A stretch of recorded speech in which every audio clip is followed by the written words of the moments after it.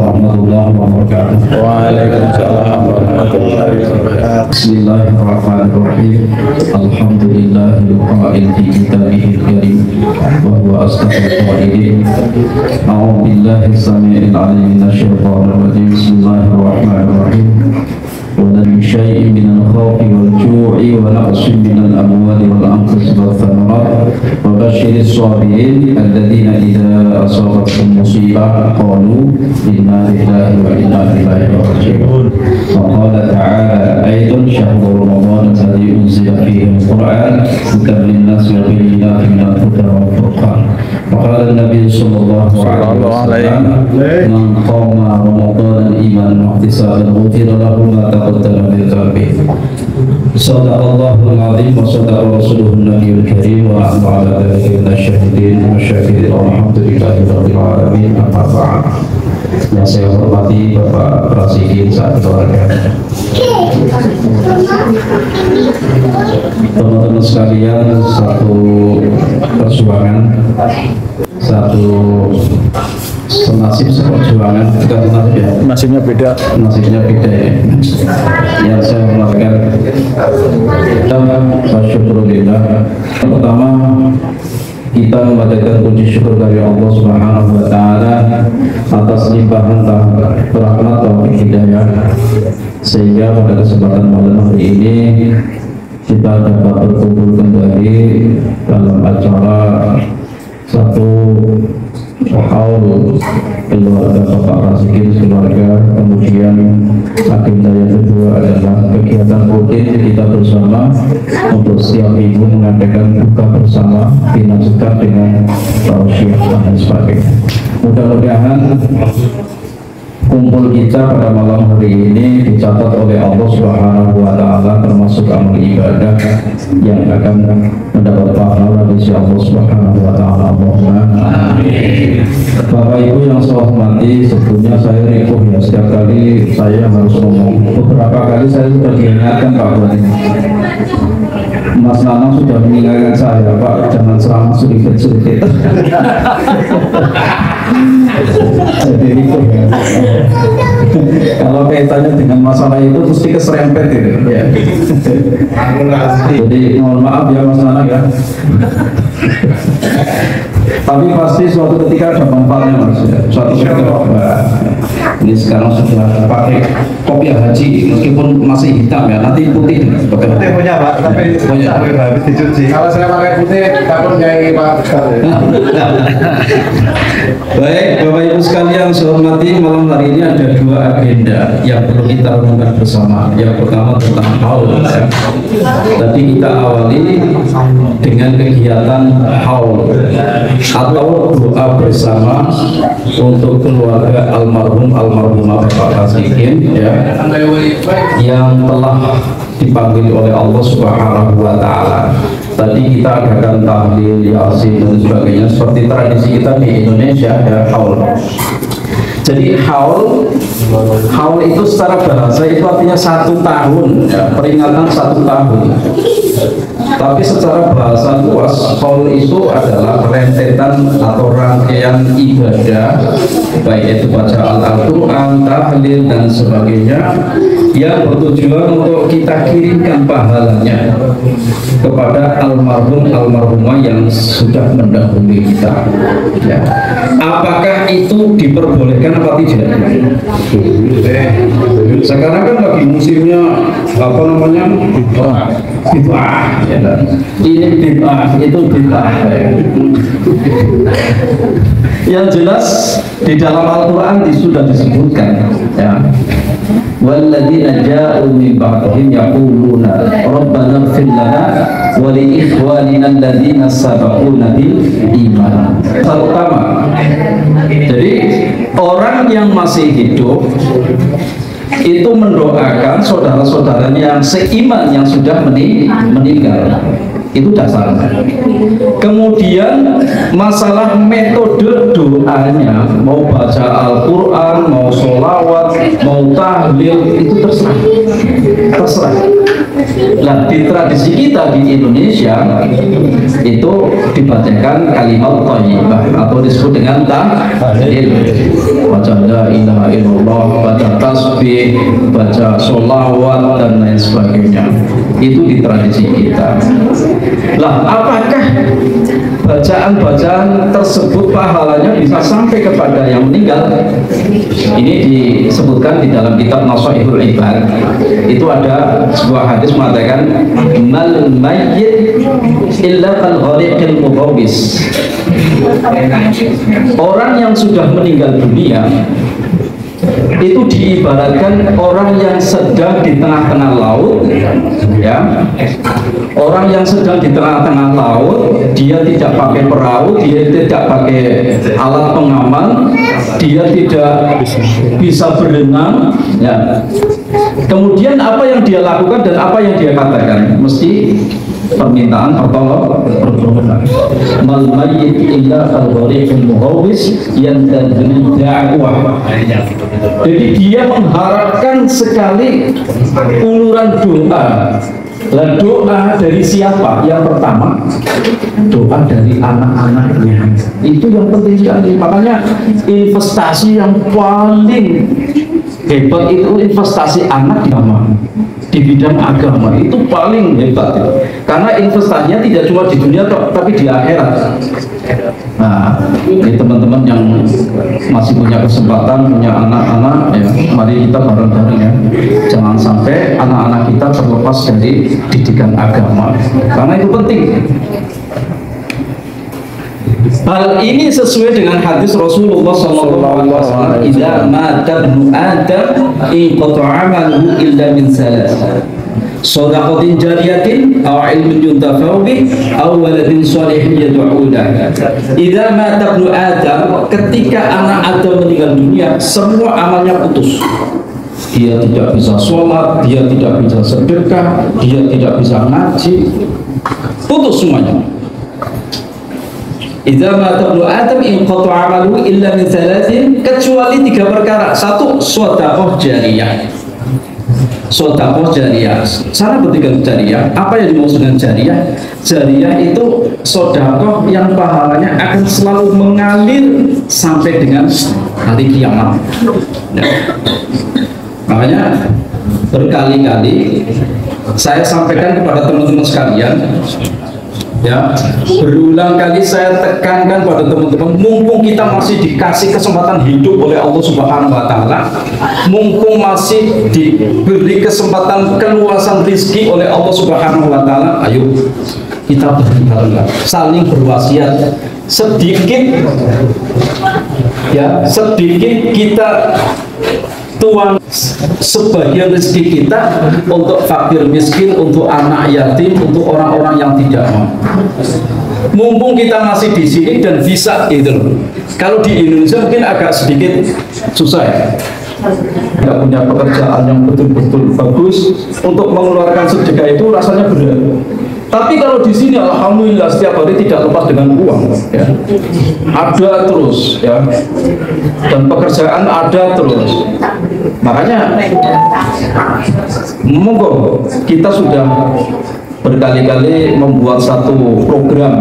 Ini ada program apa namanya, peduli anak yatim dan kaum du'afa. Insyaallah sampai sekarang masih berjalan dengan baik. Mari kita dukung bersama, karena itu investasi yang akan kita dapatkan nanti kelak di hari kemudian, ya. Jadi satu sedekah jariyah. Tapi kembali kami tekankan, tadi sudah didiskusikan di depan, ini Pak Suwardi, ya. Pak Suwardi tadi sudah didiskusikan, ya. Sedekah yang terbaik itu dengan menggunakan uang yang halalan thayyibah. Mas Manam jangan pergi. Enggak, saya enggak boleh, ya. Tadi Mas Suwardi yang ngomong, bukan saya. Jadi sedekah itu menggunakan uang yang betul-betul halalan thayyibah, ya, halal dan baik. Artinya dari mana kita mendapatkan, diusahakan itu yang halal-halal. Tapi tadi ada pertanyaan, Pak, bagaimana kalau saya menang jackpot? Alhamdulillah. Kalau saya menang jackpot kemudian kemudian saya sedekahkan untuk kaum fakir dan miskin dan anak yatim. Wah, ini dijawab oleh Pak Subud ini. Jadi diusahakan yang baik-baik, halal dan thayyibah, biar nanti sedekah kita akan membuahkan hasil. Satu ya, sedekah jariyah.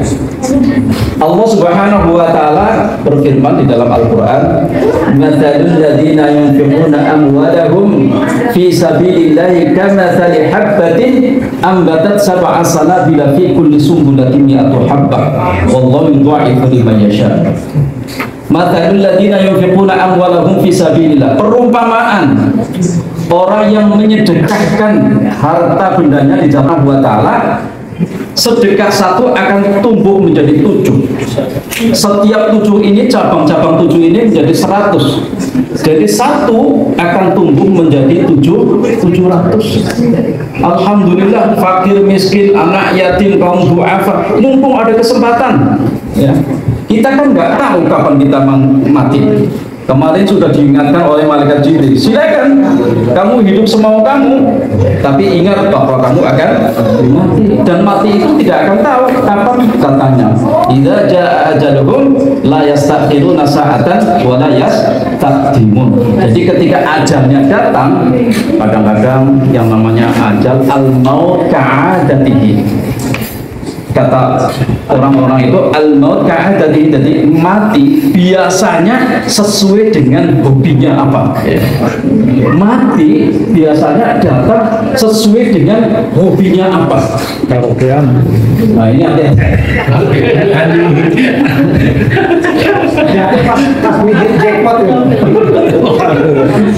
ada yang senangnya main bola ya. Ajalnya datang pas main bola. Ada yang senangnya baca Al-Quran, ajalnya datang pas baca Al-Quran. Ada seperti itu. Ada yang senang mancing ya, ajalnya datang pas mancing. Tapi tidak seluruhnya seperti itu ya. Makanya dikatakan al-maut ka'adatihi. Mati itu kadang datangnya sesuai dengan hobinya. Sedang apa dia sesuai dengan hobinya. Oke, idza jaa ajaluhum la yastakhiruna sa'atan wa la yastaqdimun. Jadi ketika ajalnya datang tidak bisa mengajukan, tidak bisa mengundurkan. Yang kedua, au ilmin yuntafa'u bih. Allah yang akan terus mengalir ilmu yang bermanfaat. Ilmu apa saja?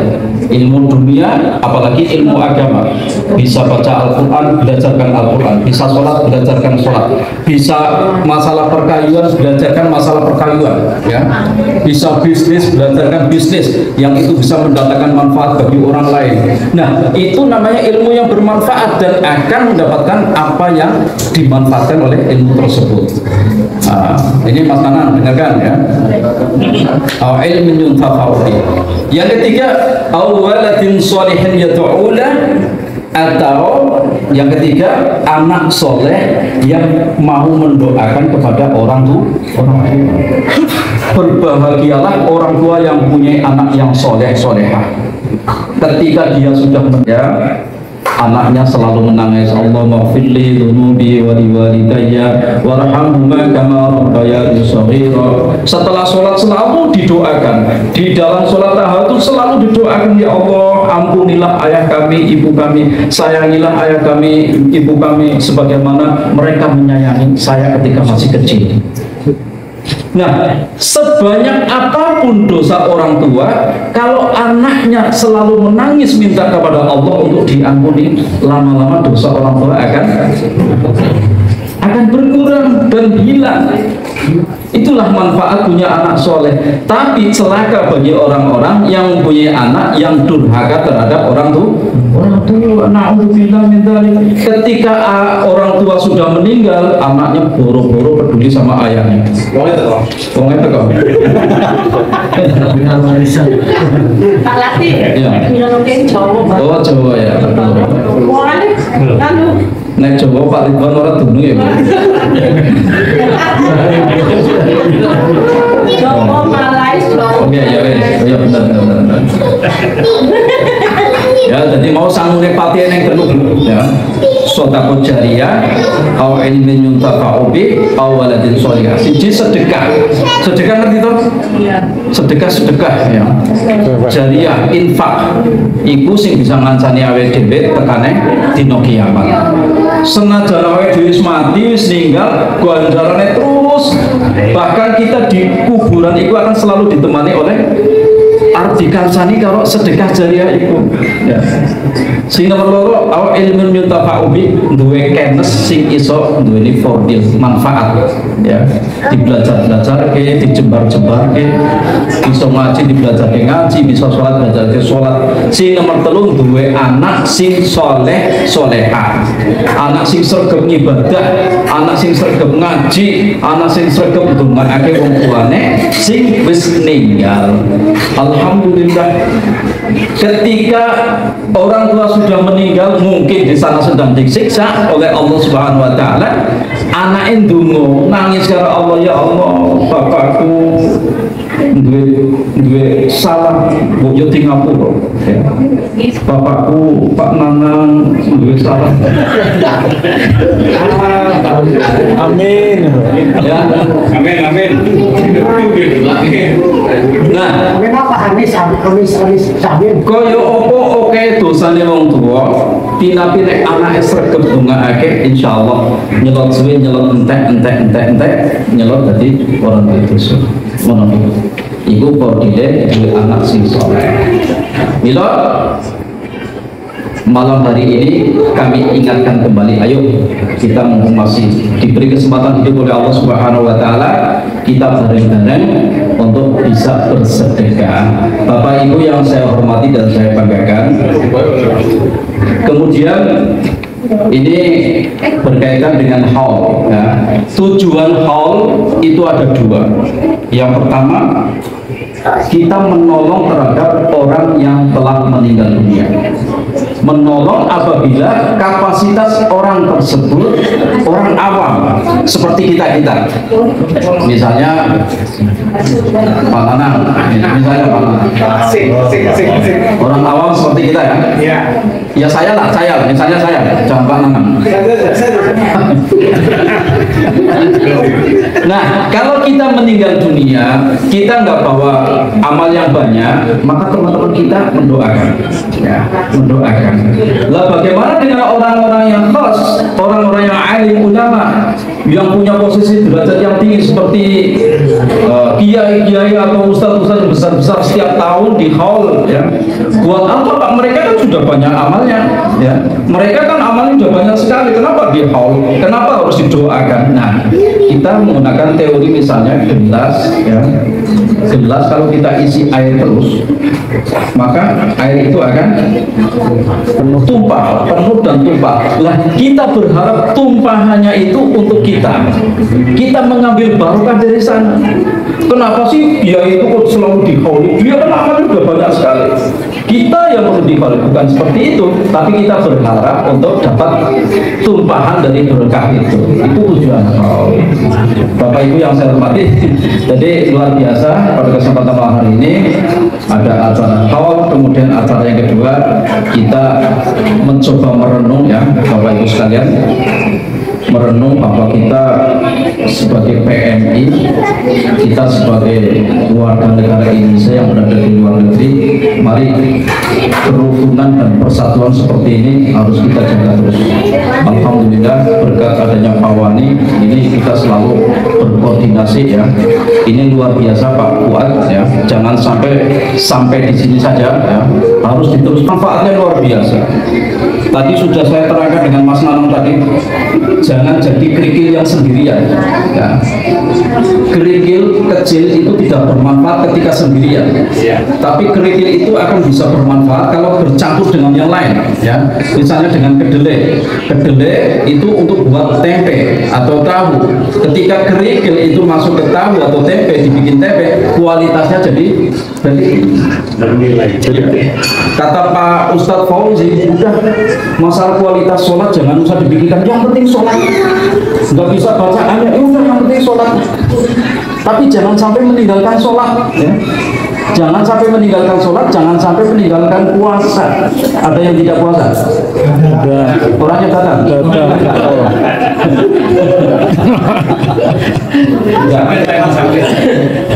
Saya itu betul-betul kagum, betul-betul kagum. Kalau Pak Rasikin puasa, itu saya nggak heran, karena kerjanya di AC, di airco ya.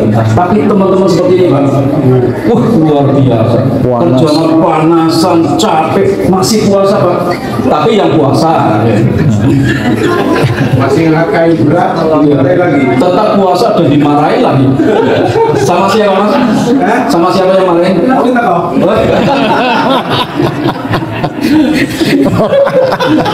Ngetekok. Wah, jangan nggak bisa dari itu.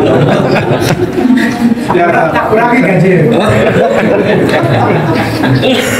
Nah ini, makanya dari kemarin mungkin begini ya, saya itu berangan-angan mungkin teman-teman itu pahalanya lebih banyak daripada saya. Karena amin. Teman-teman itu sudah panasan, sudah capek, toh masih puasa. Nah kalau saya itu kerjanya juga ya di rumah tidur-tiduran, ya semua orang bisa seperti itu. Tapi yang teman-teman yang berat kerjanya berat seperti itu bisa puasa itu luar biasa. Dicoba seperti itu masih kuat puasa luar biasa. Seandainya, ini seandainya kita cari solusi. Seandainya kok ada teman-teman yang tidak kuat ya ketika kerja dan tidak berpuasa, hitunglah berapa yang tidak puasa, dihitung. Nah itu nanti dicoba diganti di waktu yang lain. Misalnya kalau hari liburan ya toh, Sabtu Minggu di Serutang, Sabtu Minggu di Serutang, atau di bulan yang lain setelah Ramadan di Serutang ya.